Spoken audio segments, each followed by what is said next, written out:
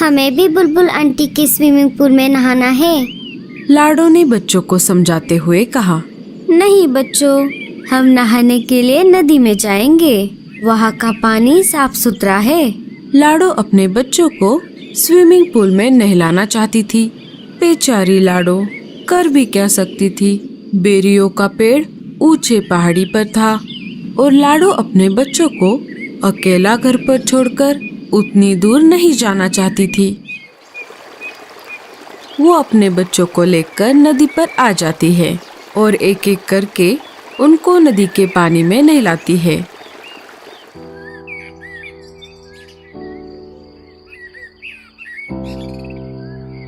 अरे लाडो, ऐसे उदास क्यों बैठी हो? क्या कुछ परेशानी है?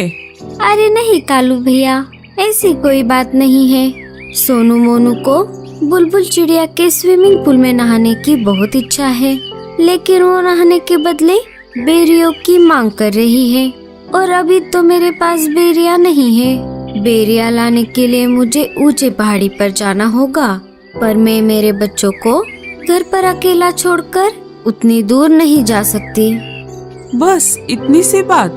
मैं हूँ ना, मैं पहाड़ी इलाकों में जाकर बेरिया ले आऊंगा। बड़े आए जाने वाले। क्यों जी, आपके पास कोई दूसरा काम नहीं है क्या?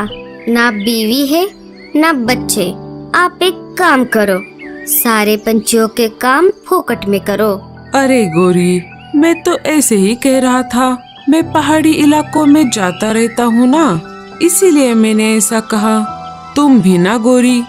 बहुत दिनों से जग्गू सेब मांग रहा है, क्या आपने ला कर दिया?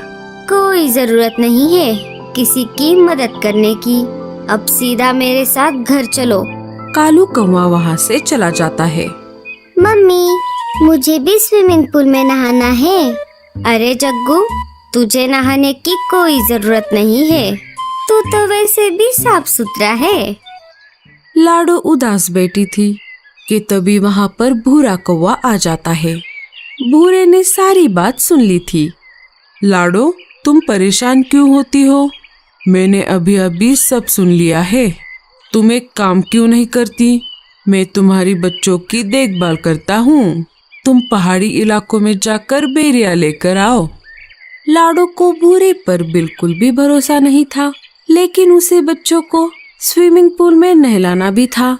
फिर भी लाडो ने भूरे से पूछा, लेकिन तुम मेरी मदद क्यों कर रहे हो? अरे, मैं भी बहुत दिनों से बेरिया खाने की सोच रहा हूँ। तुम आते समय मेरे लिए भी बेरिया लेकर आना। अच्छा ठीक है, तो मैं चलती हूँ। तुम मेरे बच्चों का ध्यान रखना। लाडो बेरिया लाने के लिए पहाड़ी इलाकों की ओर चल पड़ती है। अरे वाह, ये तो बहुत अच्छा हुआ। मुझे पता चला है पहाड़ी इलाकों से हमारी जंगल की ओर तेज तूफान आ रहा है। मुझे नहीं लगता कि लाडो उस तेज तूफान में बच पाएगी। फिर मैं इन दो बच्चों को घर से बाहर फेंक दूंगा। लाडो के जाते ही भूरा बच्चों को घोंसले से बाहर निकाल देता है और घोंसले का दरवाजा लगा लेता है। बच्चे अपनी माँ की याद में रोने लगते हैं। इधर लाडो जैसे तैसे करके आगे बढ़ती रही। वैसे ही तेज हवा भी बढ़ने लगी। लगता है इस तेज तूफान में मैं उड़ नहीं पाऊंगी। लाडो चिड़िया हार मानने वालों में से नहीं थी। बड़ी कठिनाइयों का सामना करते हुए वो आगे बढ़ती रही। तभी उसके सामने से मीनू मौसी उड़ते हुए आ जाती है। अरे लाडो, ये क्या कर रही हो? चलो वापस, बारिश के साथ साथ बहुत बड़ा तूफान भी आने वाला है। अच्छा ठीक है मौसी। वो दोनों वापस जंगल में आ जाती है। लाडो, बहुत तेज बारिश शुरू हो गई है। तुम एक काम करो, बारिश रुकने तक मेरे घर में रुक जाओ। बारिश थमते ही चली जाना। दोनों मीनू मौसी के घोंसले के अंदर चली जाती है। बारिश अपने जोरों पर थी।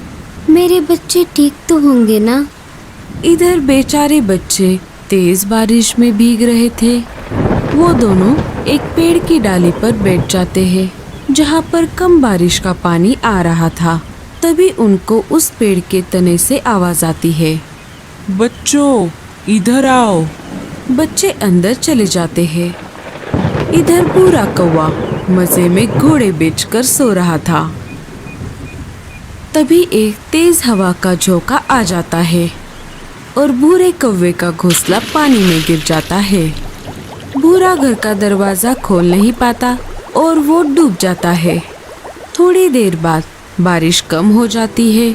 लाडो वापस अपने बच्चों को देखने उसके घोंसले की तरफ आ जाती है और देखती है तो क्या, उसका घोंसला तो वहाँ पर नहीं था। वो सब तरफ खोज करने लगती है। तभी उसे बुलबुल चिड़िया मिट्टी में दबी हुई दिखाई देती है।